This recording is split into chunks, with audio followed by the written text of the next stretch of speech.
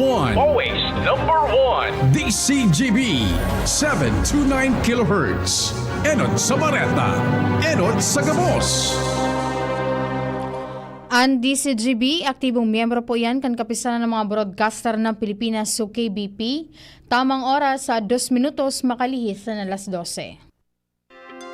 Ipinipresentar kan Radyo DCGB ang kabilugan kan mga baretang kinalap kan pinagsarong puwersa kan News Center asin Mega Force Patrol. DCGB Bareta alas 12. DCGB Bareta alas 12. Mga pinakahuring pangyayari sa Kabikolan, sa nasyon asin ibang parte kan kinaban. Ibabareta na ngunyan. DCGB Bareta alas 12. Ngunyan ang sa inyong tagapagbareta.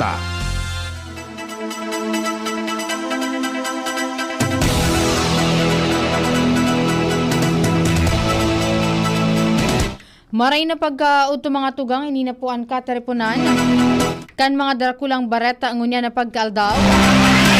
Aldaw ni Martes sa petsa 18 po kan Agosto 2026. Ako po ang sindong magiging tagapagbareta. Ako po si Angel Mustaza. Sa headlines kan mga darakulang bareta, enot sa lado lokal, SO2 emission kan Bulkan Mayon, biglang naglangkaw sigon sa Fivox. Kasong graft napigahampang ni Malilipot Mayor Sinon Volante, ibinasura kan Sandigan Bayan 5th Division. DOH Bicol, kumpiyansa na mabakunahan ni na kontra-missile sa Asin Robela, a 95% kan sobra sa 6,000 na mga aki sa rehiyon.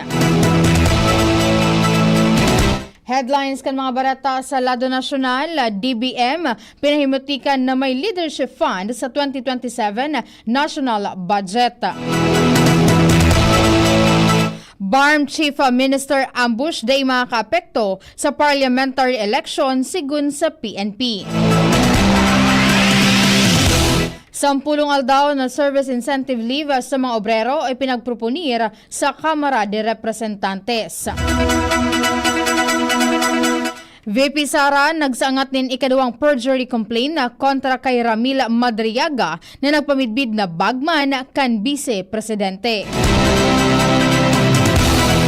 Sa ibang nasyon, Iran dapat na magsuko na sa natanganing matapos ang gyera sigun kay US President Donald Trump. Sa lado nin Karawato Sports, Justin Brownlee masabak pa man giraray sa Gilas Pilipinas para sa FIBA World Cup Asian Qualifiers asin as Asian Games. Sa mga detalyes kan mga bareta, enot ang detalyes kan mga bareta sa lado lokal. Ang baretang ini hatod sa Indukan. Artrisin Joint Supplement. Bumabagal ang galaw dahil sa joint pain at arthritis. Mag-Artrisin. Biglang naglangkaw ang sulfur dioxide o SO2 emission kan Bulkan Mayon na pwedeng maging senyales kan posibleng pagbalik kan aktibidad kan bulkan. Sa entrevista kan DCGB News kay Mayon Observatory resident volcanologist Doreen Abilinde, ang SO2 emission kan Mayon ang uminabot sa 8,393 tonelada kada aldaw o kan aldaw nin Lunes, Agosto 17. Inina ang pinakahalangkaw na nirehistro poon kan magbaba ang konsentrasyon kan volcanic gas kan Mayon kan Hulyo 16. Poon kan ibaba ang status kan Mayon sa Alert Level 2 kan Agosto 5, nag-average na sana sa 2,532 sa tonelada ang SO2 emission kaini kada aldaw. Nairehistro man na halipot na flare o paglangkaw kan pressure hali sa bulkan. Manta nagtitinira sa background level ang volcanic seismicity as in real-time seismic energy release sigun kay Abilinde, posibleng nagapatanid ini kan halangkaw na SO2 emission sa posibilidad na panibagong eruptive activity. Kung igwapang sarong pagtuga, pwedeng magkaigwanan peligrosong pyroclastic density currents o uson, kasabay ang rockfall, ballistic fragments asin lakop na ashfall. Sa ngunyan mantenido sa alert level 2 o katamtaman na level, kan unrest ang Bulkan Mayon. Ang baretang ini hatod sa Indukan. Leon Extra Strong Beer. Bangis mo! Ibinasura kan Sandigan Bayan, 5th Division and Kasong Graft na pigahampang ni malilipot Mayor Sinon Volante.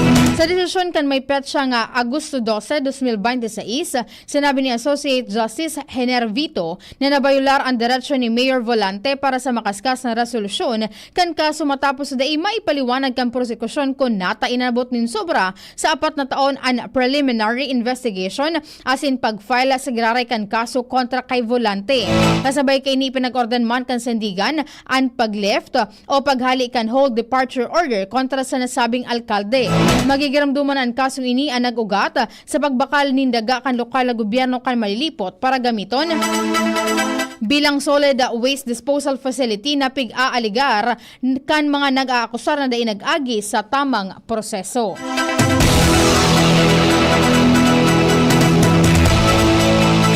Sa iba pang mga detalyes kan mga bareta sa lado lokal, kumpiyansa naman ng Department of Health Bicol Center for Health Development o DOH Bicol CHD na mabakunahan kontra sa measles asin rubella ang 95% kan sobra sa 600,000 na mga aki na may edad anom sa god 59 bulan sa nagpapadagos na measles rubella supplemental immunization activity o MRCIA. Sinabi ni DOH Bicol CHD Assistant Regional Director Joel Benaventura na ang importansya kan pagtatarabangan kan gabo sa sektor bako sa nakan gobyerno, pribadong sektor, civil society, organisasyon asin iba pa para mas mapahiwas ang informasyon sa nasabing pagbakuna sa nasabing aktibidad dahil day man kaya kan DOH na maging kan mga city health offices asin RHU kung sindasa na ang naghihiro.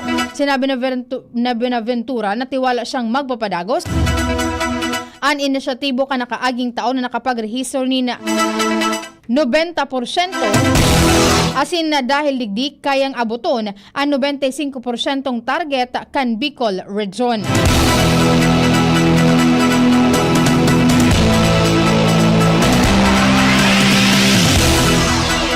Nagpaparadakol na ang pigpapatindog na community college kan gobyerno kung kaya wara ng rason para dai makapagklase ang mga nasa rarayong barangay.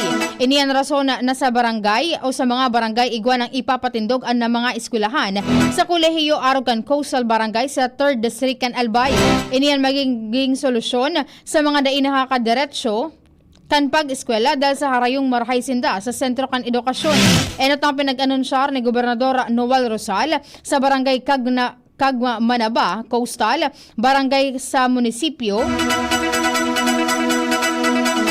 Kan uwas ang pagpatindog nin eskwelahan sa kolehiyo mantang an piduran sigun man kay Mayor Vanjie Arandia mapatugdok man in community college sa Coastal Barangay. Dakulang oportunidad man ang mga bagay na inina makapag-eskwela ang mga nasa rarayong barangay sa tercer distrito kan Albay.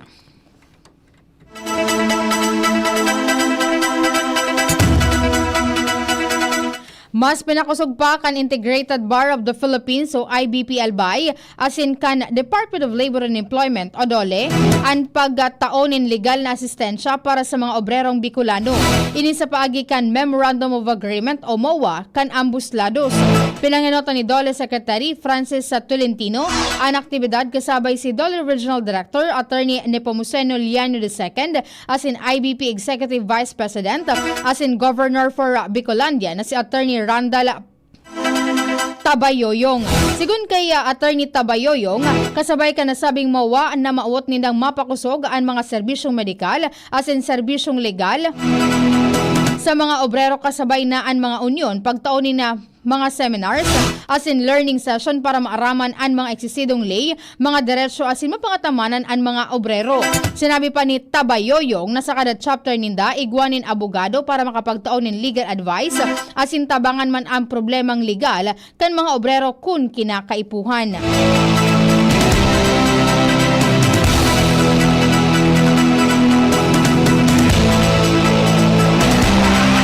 Grabe pa man gararay ang basura na nakatoong sa mga kanal asin salog sa syudad kan Legazpi. Iniyan sinabi ni Mayor Hisham Ismail sa nagpapadagos sa dredging sa mga kanal asin waterway sa syudad. Sigun sa alkalde talagang kalaban kan syudad ang kawaranin disiplina kan mga residentes sa pagpaparatapok nin basura na napapaduman sa mga kali asin salog. Nagpromisa man ang alkalde na isusulong niya Nya tauhan ka na City Engineering Office ang pagkalkag sa mga salog lalo na sa mga kalit tanganing dainin basurang magbulos sa syudad dahil sa kawaran ng disiplina kan mga tawo. Asin yan po ang mga detalyes kan mga barata sa lado lokal.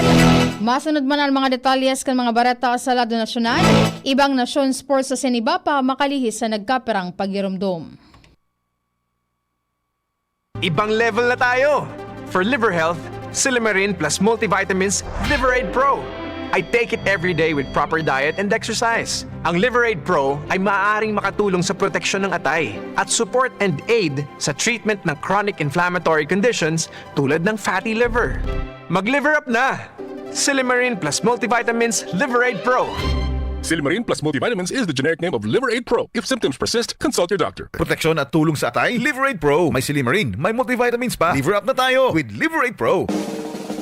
May iba't ibang karamdaman ka ba gaya ng high blood pressure, diabetes, sakit sa puso, sa kidney, sa atay, may myoma, na stroke, may gallstones, cancer at marami pang iba? Ang Amazing 4 ng Miracle Health Corporation ang subukan mo. Makakatulong dahil mula ito sa epektibong Amazing Trio at mas lalo pang pinalakas dahil sa Mega 1 na mayroong 21 sangkap. Subok ng nagpapalakas ng immune system at marami na ang mga natulungan na mayroong iba't ibang karamdaman. Huwag nang patagalin pa. At magpakonsulta. Maaaring pumunta kay Doc Joey Bitito sa Barangay 18, Cabangan West, Legazpi City, kaharap lang ng Bangko Sentral ng Pilipinas. O tumawag sa 0998-975-8121 or 0917-853-8933 para sa free consultation sa natural medicine. Mapapanood din ang serbisyong natural, kalusugan at bayanihan sa YouTube channel at sa Facebook page na Doc Joey Bitito. Kidney Care Time! Ako si Terry. Nung una, talagang mahirap ang kalagayan ko. May problema ang kidney ko at madalas ding mataas ang blood pressure ko. Minsan natatakot ako kasi iniisip ko kung ano pa ang pwedeng mangyari sa katawan ko. Buti na lang may nagrekomenda sa akin ng Kidney Care. Ininom ko ito araw-araw at pagkalipas ng ilang buwan, talagang naramdaman ko ang pagbabago. Mas magaan na ang pakiramdam ko at mas nakakagalaw na ako ng maayos. Maraming salamat sa Kidney Care. Ang Kidney Care ay mabibili sa Mercury Drugstore at mga suking butik. Tagulan na. Uso na naman ang ubo. Mabuti ng handa. May Plemex Forte ako. Ang Plemex Forte ay natural na lagundi. Tumutulong palabasin ang plema para tumigil ang pagbubo. Ginhawa sa paghinga. Sakto talaga. Plemex Forte. Syrup o capsule. Basta lagundi. Plemex. Vitex Negundo L. Lagundi Leaf is the generic name of Plemex Forte. If symptoms persist, consult your doctor. Inihahatod sa inyo kan Department of Environment and Natural Resources, Regional Office No. 5, ang programang Kapalibutan Ta at Tamanon Ta. Kapalibutan Ta at Tamanon Ta. Programang magtataunin informasyon asin kaaraman, manangod sa satuyang kapalibutan, asin sa mandato kan Department of Environment and Natural Resources. Sa tunghinanyugon, kada Huwebes alas 11 sagkod alas 12 nin pagkaudto, Kapalibutan Ta at Tamanon Ta. Hatod sa inyo kang DENR Regional Office 5 asin kan istasyon na ini.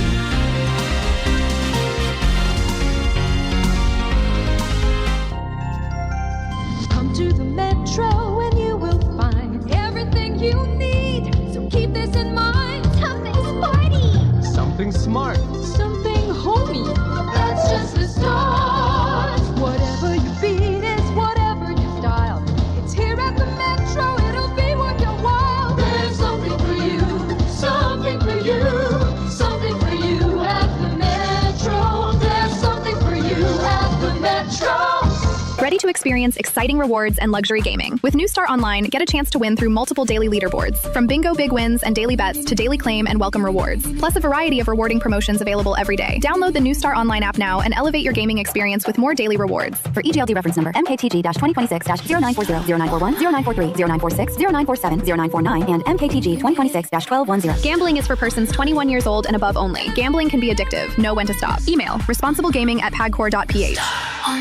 Discover the beauty of playing brightly with New Star Online. Luxury entertainment now in your hands.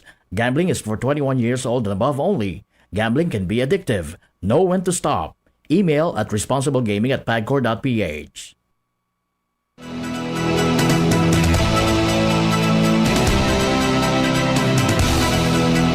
Detalyes kan mga bareta sa Lado Nasyonal.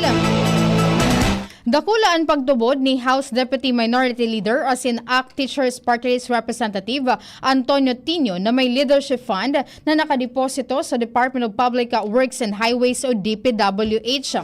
Sa pagpuon kan pagdangog kan House Committee on Appropriation sa 2027 National Expenditure Program o NEP na nagkakantidad din 7.2 trillion pesos.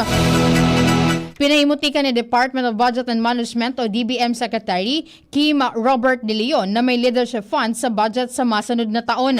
Siringman ipinailing ni Tino ang 49 billion pesos na nakadeposito sigon sa iya sa DPWH Central Office na pigtutubudan kay ng leadership fund.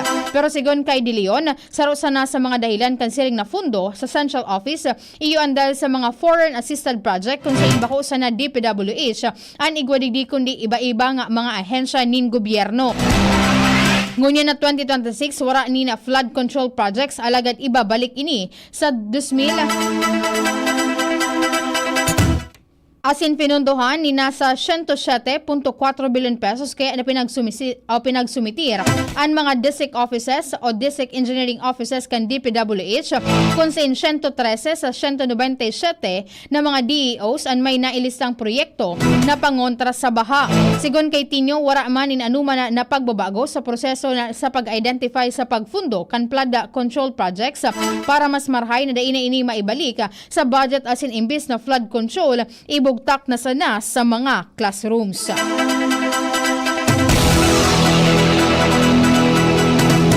Nanindugan ng Philippine National Police na dai makakaapekto ang pananambang sa convoy ni Interim Chief Minister Abdul Rauf Makakuwa sa nakatalaan na Bangsamoro Autonomous Region in Muslim Mindanao o Barma Parliamentary Election sa Setyembre 14. Sigun kay PNP Chief General Jose Melencio Nartates Jr. na mantenido ang security measures sa rehiyon asin ipinag-orden sa mga police commander na pakusugon ang intelligence gathering asin magkondukta nin real-time adjustment sa deployment. Magigiramduman na kan Sabado, pinaputukan ninda ipanamimidbidan ng mga armadong lalaki ang convoy ni Makakuwa sa Barangay Dulungan, Dato Odin Sensuat, Maguindanao del Norte, mantang pauli ini matapos manumpa bilang chair asin presidente kan Bangsamoro Federalista Party. Ligtas man ang Interim Chief Minister asin sa iyang mga pag-eriba. Sigun kay Nartates, sinugo na niya ang gabos sa mga police unit sa rehiyon, mantinidong nakaalerto asin ba politically neutral, mantang papaharani na ang eleksyon. Padagos man ang koordinasyon kan PNP, AFP asin COMELEC sa pag-uugid kan sitwasyon para masiguro na maafektaran ang proseso kan eleksyon. Magiging 10 aldaw ang Service Incentive Leave o SIL gikan sa presenteng 5 aldaw kan mga obrerong Pilipino kapag naging lay ang House Bill 10753 o ang sinusulong ni 4-piece party list sa Representative JC Abalos.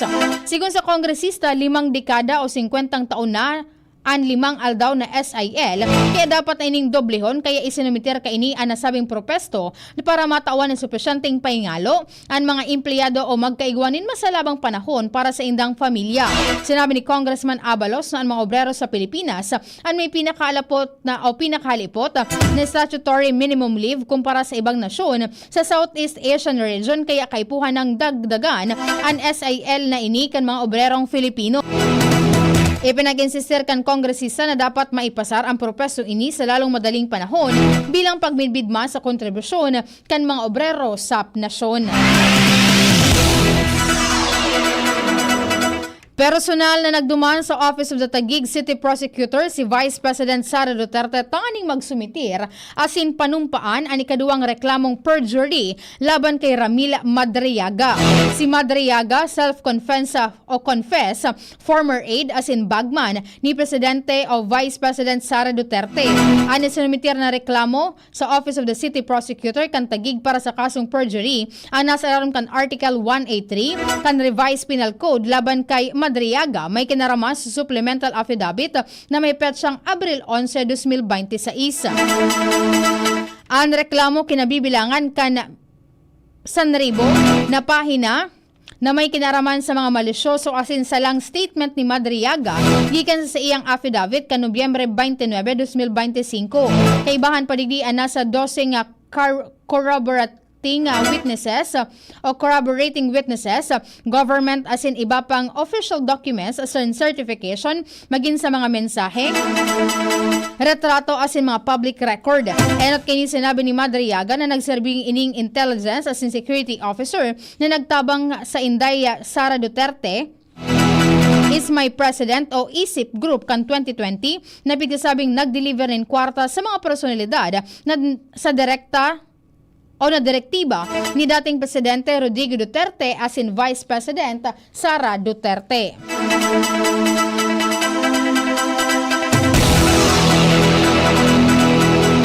Kwinisto ni Senador Panfilo Ping Lacson ang 1.9 trillion pesos na fundo para sa flood control projects kan gobyerno matapos sa giraray maka-eksperyensya nin mahiwasan na pagbabaha ang nagkapirang parte ka nasyon dahil sa daing fundo sa pagbulos o daing pundo sa pagbulos ang uran darakan habagat.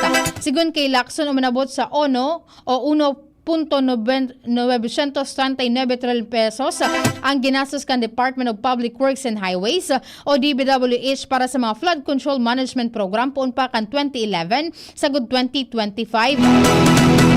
Pero apisar kan dakulang fundo na itinagama padagos pa man giraray ang namamatean ang pagbaha sa dakul na lugar sa kaibahan na ang Metro Manila. Sa sarong post sa X o dating Twitter, sinabi ni Lacson na sobra sa 1 trillion pesos ang ginastos sa flood management sa nakalis na 15 taon, katumbas ini sa maabot sa 350 million pesos kada aldaw. Pinakadakula ang taon na fundo kan 2025 na umanabot sa 372.8 billion pesos. Sinundan inini na sa 347 o 46.7 billion pesos kan 2024 asin 287 billion pesos naman kan 2023. Sigun kay Lacson, dapat maugid kung naging epektibo ang mga flood control project kan DPWH lalo na tapadagos na nakakamati inin grabing pag-uuran ang manibaybang parte kan nasyon. Enot naman na nagpaluwasin alegasyon si Lacson sa pigsasabing maanumalyang proyekto sa nagkapirang flood control project sa Bulacan asin Oriental Mindoro. Nakapagsumiter naman siya nin mga ebidensya sa Office of the Ombudsman katakod ka nagkapirang pigsasabing maanumalyang slow projects o slow protection projects asin illegal na reclamation activities sa Taguig City.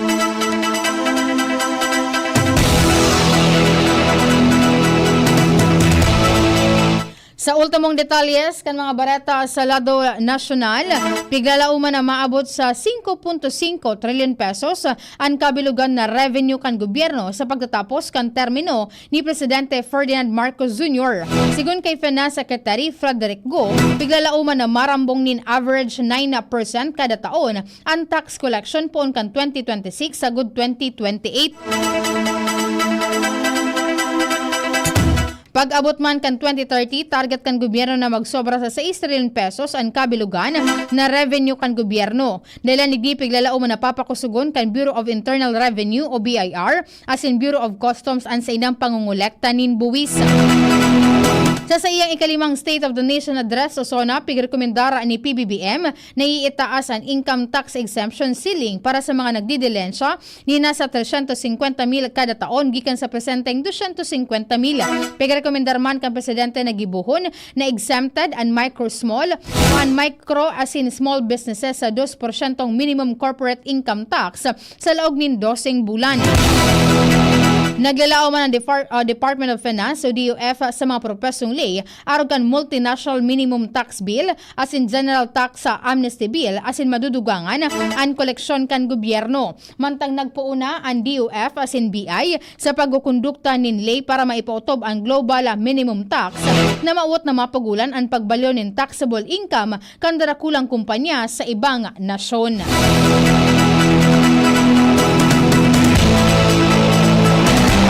Bareta sa ibang nasyon, hinagad ni US President Donald Trump sa Iran na magsuko na sana para matapos na ang nagpapadagos na gyera kan duwang nasyon. Sa sarong phone interview, sinabi ni Trump na dapat na mag-itaasin white flag of surrender ang Iran mantang dai naghihiro ang mga paghururon para sa pagtatapos kan gyera.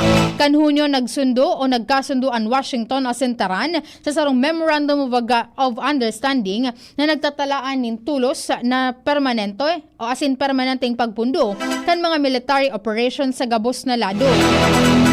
Siring man dai nagaloy sa asin sinabi ni Trump na napasuna ang kasunduan kan Hulyo 7 matang kinonfirmar man kan Iranian Foreign Ministry makalisan sarong simana na sa indang kinanselar ang kasunduan. Sa larong kanasabing kasunduan, dapat na makipagnegosasyon ang duwang nasyon sa laog din si Sentang Aldaw para sa sarong mas mahiwas na kasunduan kay banan issue kan nuclear program kan Iran. Sa naging separadong pagruron kan Oman na sin Iran na tinukarlig din na sa giraray ang pagbubukas kan commercial shipping sa Strait of Hormuz. Nagpatanid man si Trump kontra sa Oman in kaso ulangon kay ni ang mga lakdang kan US sa rehiyon. Patanid ni Trump sa Oman na kung in kaso uulangon ang mga plano kan Amerika, siguradong bombaan sa indang ipapadara. Tinawanin doon kan US President na pangyanot na kamabuotan kan sa indang administrasyon, iyo ang pugulan ang Iran na magkaigwa nin nuclear weapon.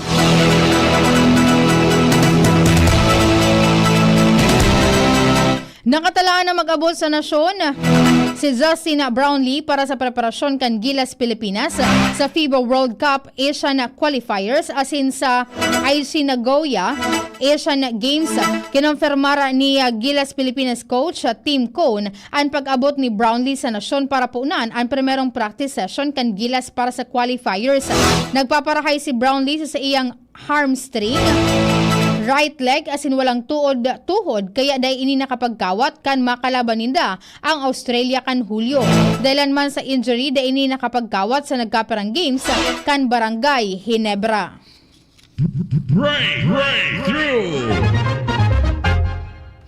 Sarong naimbento ang sarong power solar o solar powered irrigation drone. Ini ang drone na pigmamanihar gamit ang saldang kan Aldaw para sa patubig. Sarong klase ng drone na nagagamit in solar energy para mag-spray nin pataba asin mag-monitor kan kamugtakan kan pananom sa mga umahan lalo na sa mga hararayong lugar. Istorya na iiba. Sarong bagong Guinness World Record ang nairehistro kan Pilipinas matapos ang sobra sa 15,000 na katao ang nagpila para sa magdonara nin dugo sa sarong aktibidad sa Quezon City. Dinaog kaini ang dating record na kapot kan India. Flashback. Ngunyan na Agosto 18 kan taon 1926, kanamundag si Larry Alcala sarong well-known editorial cartoonist asin illustrator sa banwaan kan Daraga Albay. Nagpuon si Alcala sa iyang pag-aaral sa University of the Philippines kan taon 1946. Nagraduar ini na Bachelor of Fine Arts in Painting sa UP kan taon 1950 asin naging profesor sa nasabing universidad pagpuon kan 1951 sagod 1981.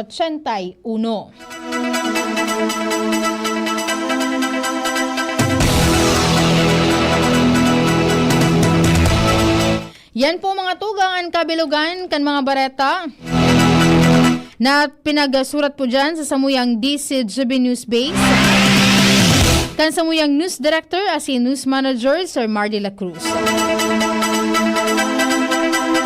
Ang mga nakaibahan ko po sa lado technical, si Kuya Ramir Tanay. Sa lado kan IT, si Jerome Nico Martinez asin EJ Bremen.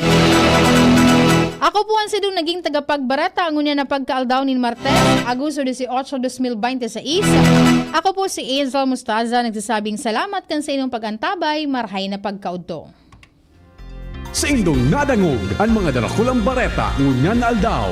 Ang tabayan ng giraray sa aga ang sarupang edisyon kan DCGB Bareta alas 12. Abangan ang masunod na programa. Ngayong darating na Agosto, magaganap ang Ligtas Tigdas Measles Rubella Supplemental Immunization Activity. Pabakunahan ang ating mga anak edad 6 hanggang 59 buwang gulang o wala pang 5 taong gulang sa mga vaccination sites. Pumunta sa pinakamalapit na health center o sumangguni sa nurse at midwife sa inyong barangay.